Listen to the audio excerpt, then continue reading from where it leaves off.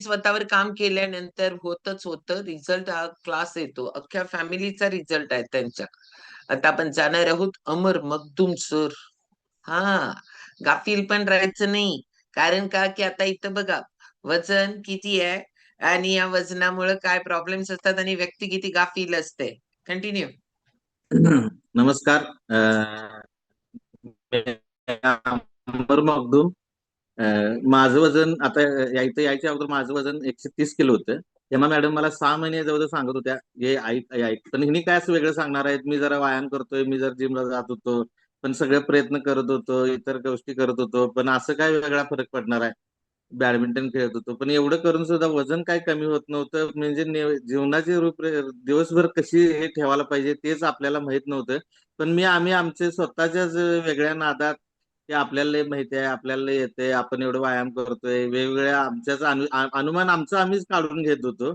स्वतःचं डोकं जास्त चालवत होतो, पण त्यांचा काही उपयोग नाही. पण इथं ज्यावेळी गाठ मॅडमचा हेल्थ टॉक मी ऐकला, त्यानंतर माझं पूर्ण आयुष्याकडे आणि जीवनाकडे बघण्याचा दृष्टिकोन बदलला.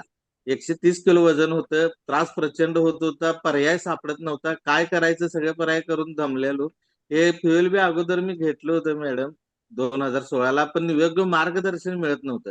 फ्युएल नुसता घेण्यापेक्षा योग्य मार्गदर्शन, चांगलं कोचिंग, त्यांचा फॉलोअप आणि व्यवस्थित यांचं हेमा मॅडम, कविताताई त्यांनी सुद्धा मला जे वेट लॉस मॅरेथॉन मध्ये त्याने कोच होत्या, त्यांच्या फ्लायर मध्ये होतो. सकाळी 5:30-6ला उठवण्यापासून सगळं यांचं जे मार्गदर्शन होतं, 30 किलो वेट लॉस माझा झाला. त्यानंतर सुद्धा मला जरा एकदा महाबळेश्वरला गेल्यावर प्रसाद सरांनी वगैरे जरा त्रास जाणवा लागल्यावर प्रसाद सरांचं डिस्कशन केलं. प्रसाद सरांनी मला, तुम्ही सगळ्यांनी पहिला चेकअप, बॉडी चेकअप करायला लावलं, पूर्ण हे करायला लावलं. मी 2-3 महिन्यात ईसीजी काढत होतो. ईसीजी नॉर्मल यायचा तरी मी नॉर्मल आहे असं समजून गप्प बसत होतो. तरी प्रसाद सर म्हणा, हेमा मॅडम, मिलिंद सर, सगळ्यांनी एवढं फॉलोअप घेतलं की तू कोल्हापूरला जा, पूर्ण बॉडी चेकअप घे, अँजिओग्राफी वगैरे करून घे. तिथं दुसरी आपली टेस्ट आहे ती सुद्धा केली, ती सुद्धा नॉर्मल आली होती. इको केले होते, ते सुद्धा नॉर्मल आलं होतं. तरी नाही म्हणले, एंजिओग्राफी करा, काय आहे तुमचं मला तर काय तुमचं म्हणजे चांगले लक्षणं दिसणार, असं प्रसाद सरांनी सरळ सांगितलेलं. पण पहिला वेळ घालवायचं नाही, जावा पहिला. म्हणजे इतका त्यांचा 4 दिवस एवढा फॉलोअप घेतला माझा. मी म्हटलं एकदा काय एवढं सांगा लागल्यात तर बघून तर येऊया. आणि खरोखर माझ्या ह्याच्यात त्यावेळी 90% ब्लॉकेजेस निघाले. लगेच मॅडम आणि डॉक्टरांना सांगून ते तुरंत म्हणजे लगेच निर्णय घेऊन, एकच ब्लॉकेज होतं, पण लगेच ऍक्शन घेऊन ते लगेच त्या दिवशी ऑपरेशन केलं. म्हणजे इतकं इथं ग्रुपमध्ये जागरूकता आणि सजगता आणि इतकी काळजी, म्हणजे जे घरचे पालक घेत नसतील तितके काळजी इथं ग्रुपमध्ये रक्ताचे नाते नाहीत मॅडम, पण इतकं काळजी घेतात. आणि न्यूट्रिशनचं सगळं एवढं फरक पडत गेलाय. फक्त 4 दिवसातच, म्हणजे 2 दिवसात. आता इतर माझ्या बरोबरचे एक दोघं तिघांचे ऑपरेशन झाले होते, 3-3 महिने ते बाहेर पडले नव्हते. पण मी 8 दिवसात म्हणजे कामाला वगैरे बाहेर पडायला चालू झालो, इतके न्यूट्रिशनचं आपल्याला फरक पडला. आता माझ्या बरोबरचा अनेक अनुभव सांगायचा आहे. माझ्या बरोबरच आमच्या एका पाहुण्याचं मॅडम बायपास बायपास झालं होतं माझ्या सोबतच, म्हणजे त्यांचं 1-2 दिवसातच. आणि त्यांना परत 3 महिन्यानं परत त्यांना म्हणजे त्रास व्हायला लागला, हे व्हायला लागलं. पण मला आता झाल्यानंतर मी परत त्यांचं बघून मी तपासायला गेलो, माझे सगळे रिपोर्ट नॉर्मल आलेत. ब्लड रिपोर्ट, ट्रायग्लिसराईड, सगळं आपले कोलेस्ट्रॉल वगैरे ते. म्हणजे इथं एवढं मार्गदर्शन मिळते, फॉलोअप घेतला जातोय आणि फॉलोअप घेऊन सुद्धा साजक केलं जातंय की तुम्ही गाफील राहू नका. आता पहिल्यांदाच मॅडम म्हणल्या गाफील राहू नका.